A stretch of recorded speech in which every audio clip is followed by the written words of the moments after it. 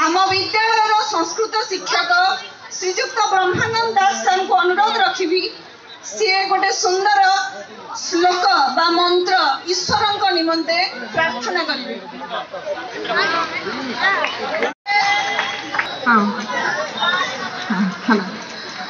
फुलबाणी रंजन रंजन मो सम्मुखें उपस्थित श्रद्धार स्नेहर छात्र छात्री वृंद मुख्य आकर्षण आमर स्थानीय विधायक महोदय जहाँ को आज आम निकटरे पाइछु से कहीं नुहंती से होउछंती आमर प्रिय श्रीजुक्त उमाचरण मल्लिक सार जहाँ को जो समय भल मंद पचारि बुझुथुबा जण अमायिक मनीष होउछंती श्रीजुक्त उमाचरण सार। तेणु विद्यालय समस्त शिक्षक शिक्षयित्री तरफ अनुरोध करी आमर छोट छोट पिला मानू सार को